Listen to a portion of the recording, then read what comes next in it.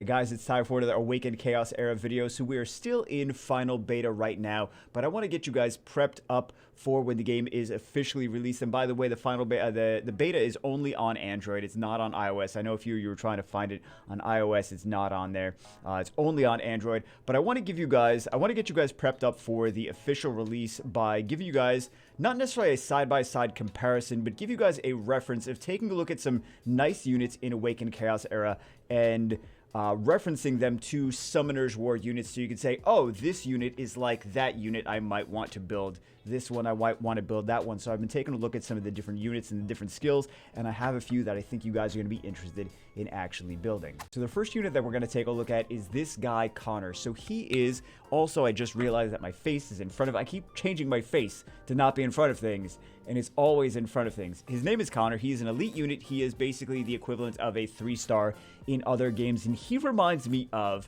now he doesn't have the attack gauge boost, but he reminds me a little bit of Bastet in Summoner's War. And now you go, well, there's a few units in Epic 7 actually that are similar to this as well, but you guys are excited now. You're like, okay, a Bastet in Summoner's War, how hard is he to get? How hard is he to scale? He's an elite unit. Again, 3-star equivalent. You're going to get plenty of him in the game. Let's take a look at his skills. He's got this this trait, attack plus 10. When he's ascended, attack plus 20. He's got this first skill, defense break. It's not a huge chance. It's a 30% chance to get a defense break, and it's only a defense down 1. So it's not a defense down 2. It's not a crazy but it's like a little defense break, which is still better than nothing for skill, and it's skill 1 for a pretty easy to get unit. So this is the one, grants shield and attack up to all team members for 2 turns. Shield and attack up for 2 turns, right? So that's nice. It's like, again, this reminds me of Bastet, but also he's got, that's not even his skill 3, that's his skill 2. And then he's got his skill 3, heals all team members, healing skills with this character's attack. So you just build him fast and aggressive with good attack power, and he's going to attack power buff the team, he's going to shield the team, and then he's also going to heal based on his attack power. So I think that he's actually a pretty decent unit. I've been building him already. And I think he's a pretty decent overall, like more of an aggressive kind of support unit. I didn't really take too much interest in him when I first saw him, but I was like, oh, he's probably a dud. And then I read his skills, I'm like, Bastet? This next unit I feel is going to be a super meta dungeon unit. I think that people are going to try to get her in their rerolls as well. They're probably going to shoot for legendaries, but also try to get her as one of the epics. So this is Santis. Let me show you guys. Santis right there. She is an epic unit, and she is the Awaken Chaos Era version of Melia in Summoner's War. That's the impression that I get. I think you guys are going to get the same impression. Also, speed, 128 speed. Let's take a look at her skills. Her trait is attacks against enemies affected by poison. 50% chance to apply an additional poison for 2 turns. And then the first skill deals 80% damage to an enemy, 50% chance to apply poison for 2 turns. We have this, deals 105 damage to an enemy, duplicates all poison effects affecting them onto another random enemy. And then we have this ult, which is 100% damage to all enemies and applies poison for 2 turns, prolongs the duration of all poison effects on enemies by 1 turn. So poison, poison, poison, poison. You guys get the idea. She's just a poison goddess, right? So she's going to be fantastic for dungeons.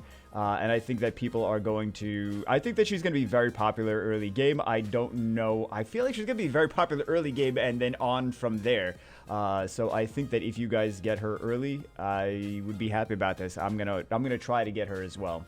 So I'm gonna try to at least get like her and a nice legendary unit. But I think she's gonna make a lot of dungeons, a lot of dungeons, a lot of easy. This next unit that I'm going to show you guys is a legendary. However, I think this is a pretty decent unit to reroll for her. I personally have her, and I adore her. I think she's a great unit. The unit is Hydra. I think that's how you spell it. Well, I know that's how you spell it. I don't know if that's how you say it, but this reminds me of like the Summoner's War equivalent to Alicia. She's got very high attack power in here. She's got S rank for attack power, but her skills have a chance to do another AoE attack after that. So she's got AoEs already in her skills, and then she also has the potential to do another AoE attack, and she's so nice for just dealing with large waves of enemies. So I think she's going to be great in PvP, and I also think she's going to be great for any dungeons where you have to clear large waves of enemies and just like nuke them all down. Let's take a look at her skills. She's got this Dragonkin trait. This is what I was talking about. Attacks have a 50% chance to grant a bonus attack, deals 60% damage to all enemies, and then the damage goes up there after she's ascended. Then we have a Glacial Shard, 80% damage to an enemy, 50% chance to apply speed down. We have this is an AoE speed down, 80% damage to all enemies, speed down for 2 turns. And then we have this one, 80% damage to all enemies. So we see AoE, AoE, AoE, all AoEs. 80% damage to all enemies, throws ice spears at all enemies, with each dealing 20% splash damage to nearby enemies after that. So again, just like big AoE attack power damage, that's what Alicia's for in Summoner's War, and then she does an extra attack in Summoner's War, right? And Hydra in Awaken Chaos Era, same thing, big AoE damage, and then does additional attacks after that. The last one is a legendary. This one is much easier to obtain. This is Joseph. He is a 3-star, well, he's an elite unit. He's the equivalent of a 3-star unit in Summoner's War, for example. Let's take a look at his stats. Nothing really to write home about. I mean, speed is okay. He's got a B in speed, but really nothing too crazy. Again, he's just an elite unit, right? But let's take a look at his skills, is where I think he shines. He reminds me of a mixture between Shannon and Draco. And of course, Shannon being a 2-star, Draco being a 4-star, him being a 3-star, kind of makes sense. He's got this experience trait, increases max health. He's got this skill 1, which is a random speed up to a random ally. And then he has the inspiration. So this, at first glance, removes all negative effects on the target, grants this character a bonus turn if successful. It's only a single target, and it's like, okay, well, it's a single target cleanse. What's so exciting about that? I don't really care about it. It's not even heal or anything.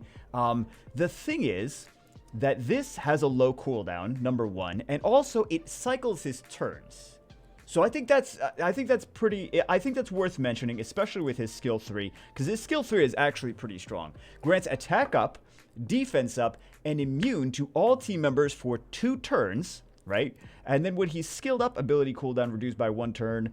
Attack up and defense is now 3 turns. Ability cooldown reduced by 1 turn. So the cooldown reductions plus the extra turn of the buffs is already pretty strong, right? So you're like, okay, but there's still some downtime in between when your units are not going to have all these buffs up. However, if we take a look again at this inspiration, he's going to cycle more turns, and your team should be getting these buffs up pretty consistently. So you want to make this guy fast so he can get as much turns as possible. And I think this guy's going to be pretty, like, I think he's going to get one of the best 3-stars, not 3 stars, one of the best elite units, 3-star equivalents in Awaken Chaos Era. So if you guys, at first, when I first got him, I was like, oh, whatever, he's a bard. Since when are bards exciting? Oh, okay, I know I'm probably the only one that thinks bards are not exciting, but I looked at him, I'm like, he doesn't look very exciting. He doesn't have a giant